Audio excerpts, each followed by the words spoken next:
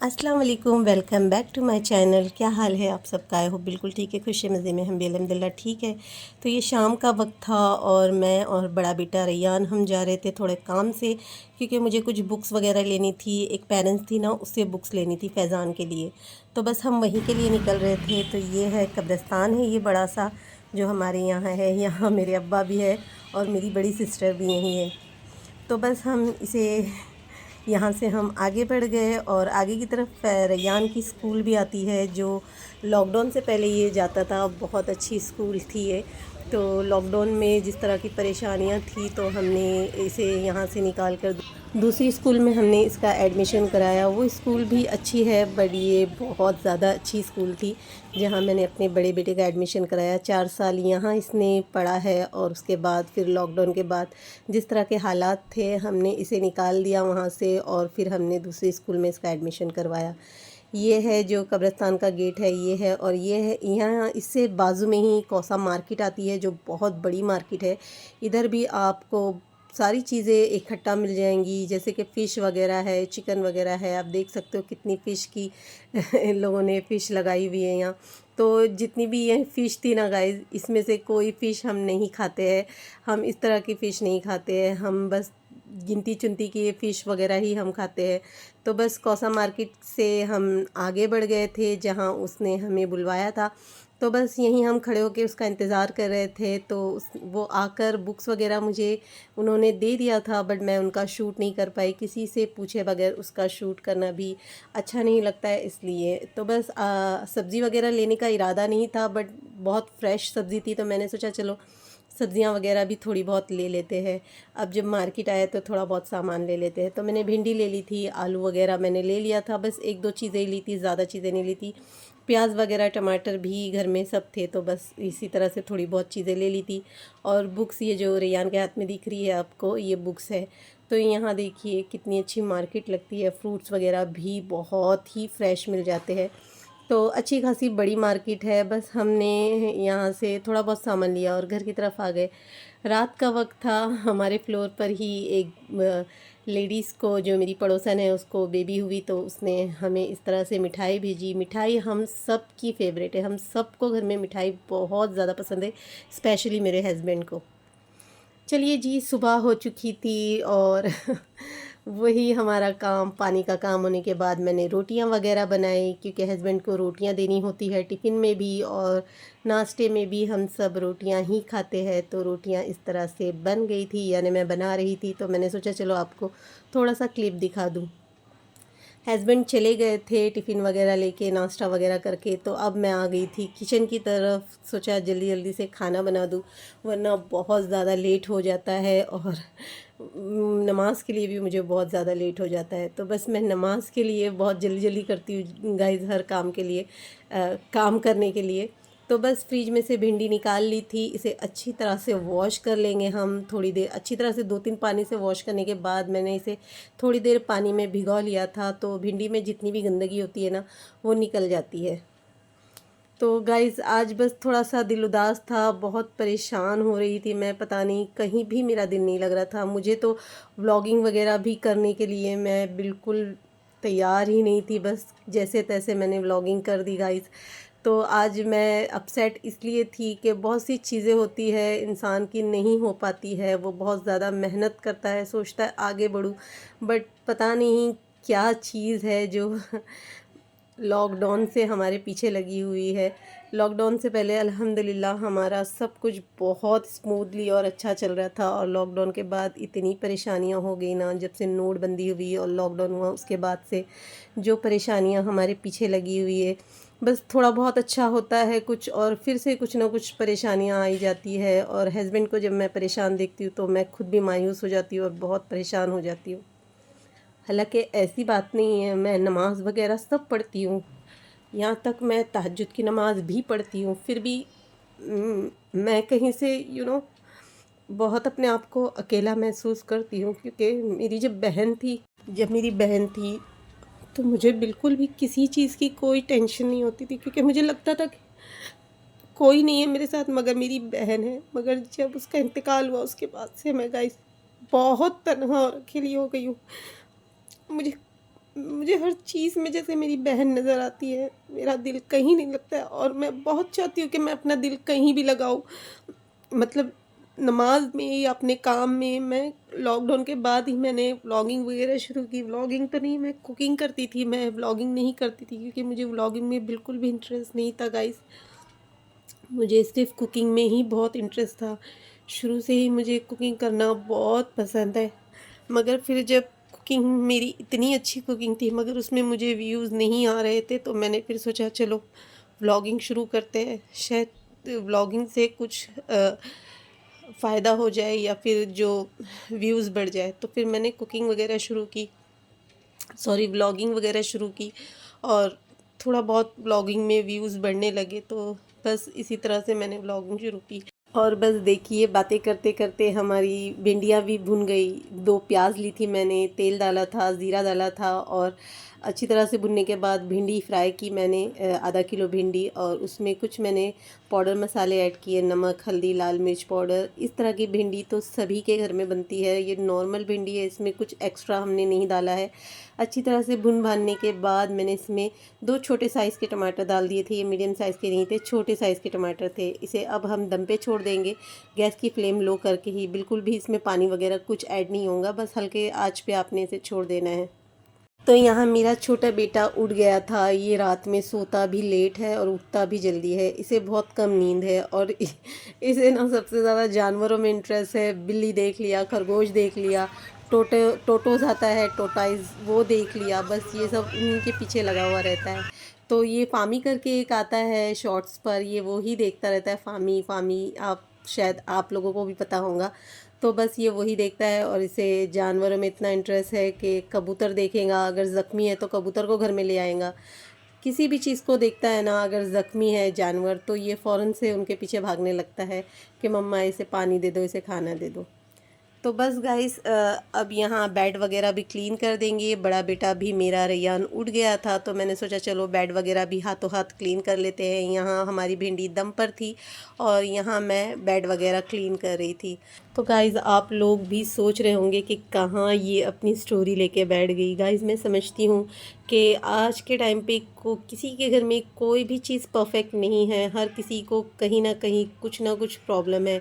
कोई माल से, किसी को माल से प्रॉब्लम है, किसी को औलाद से, किसी को बीमारियों से। बस ज़िंदगी बस सबकी बस चल ही रही है। बाकी इतना हैप्पी और परफेक्ट आज के टाइम पर कोई नहीं है, ये मैं अच्छी तरह से समझती हूँ गाइस। तो चलिए जी, बच्चों को मैंने कहा कि भाई उठ जाओ नहा लो। उठ तो ये गए थे, बस मैंने कहा फ़्रेश हो जाओ, नहा लो, तो फिर मैं नाश्ता भी आप लोगों का रेडी करती हूँ।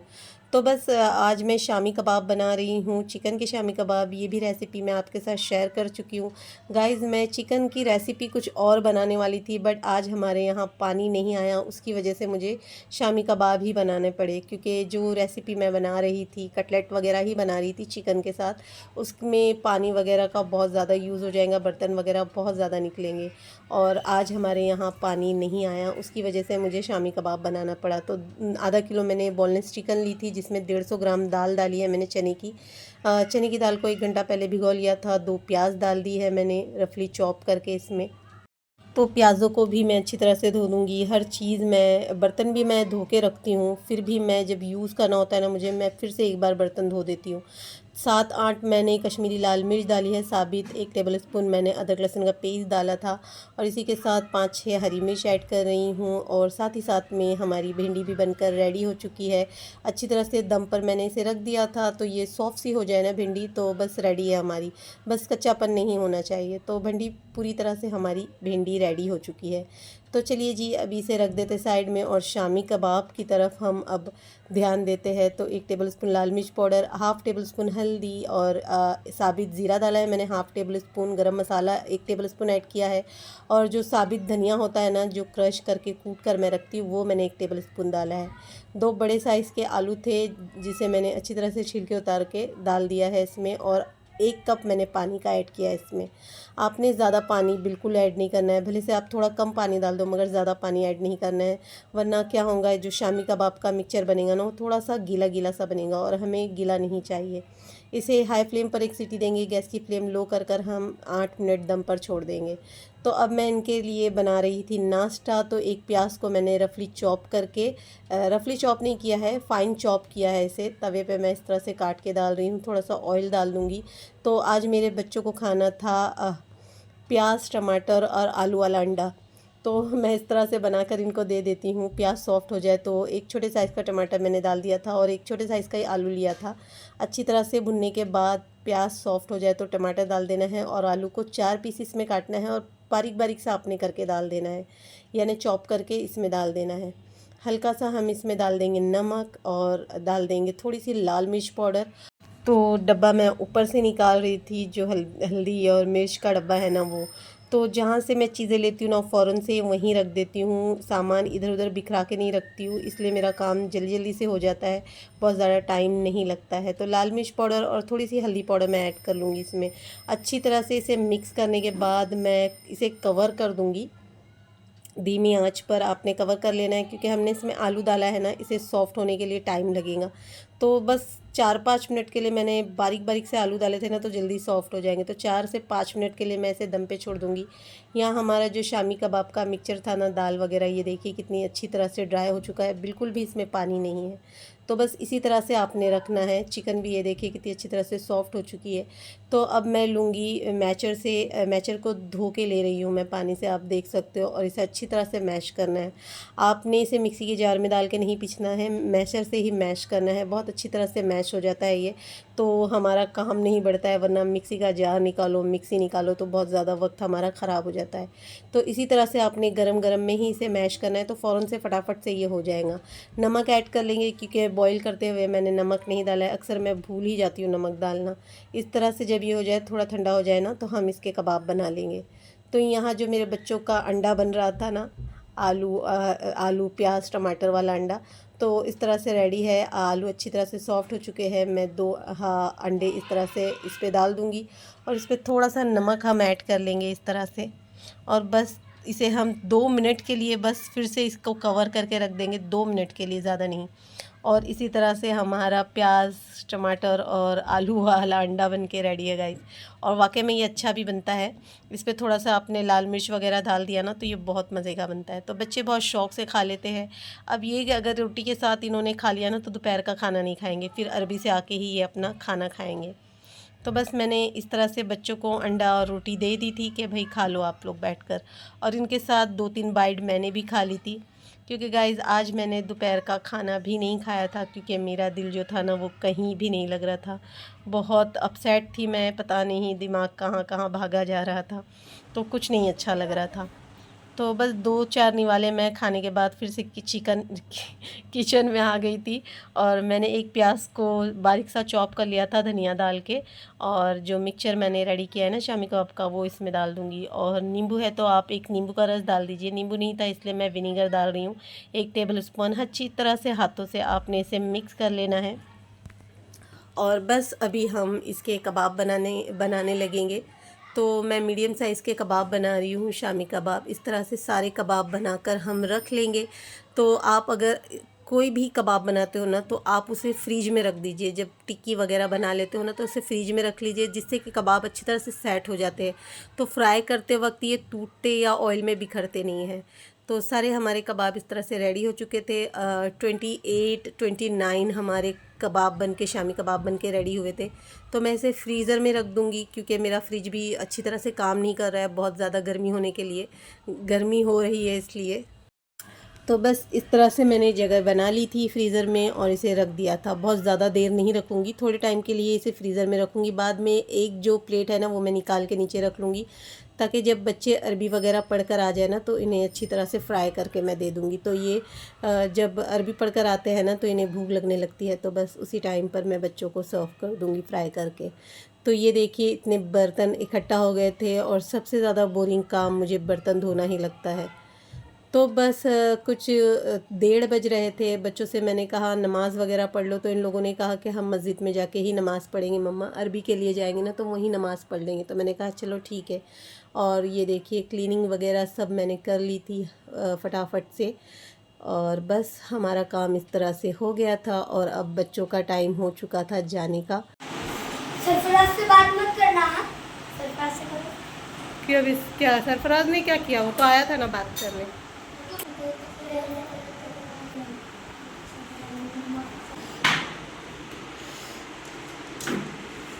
तो बच्चे जहाँ मस्जिद में नमाज़ पढ़ने जाते हैं ना, वहीं ये लोग अरबी भी पढ़ते हैं। वहाँ एसी वगैरह है ना, तो थोड़ा बच्चे आराम से बैठकर पढ़ लेते हैं, थोड़ा सा सुकून मिल जाता है। क्योंकि गाइस बहुत ज़्यादा गर्मी है, इतनी गर्मी है कि बस तबीयत ख़राब हो रही है बार बार गर्मी की वजह से। तो बस मैंने फिर बच्चे जाने के बाद मैं खुद भी फ़्रेश हो गई थी अच्छी तरह से, और जानमाज़ बिछा ली थी।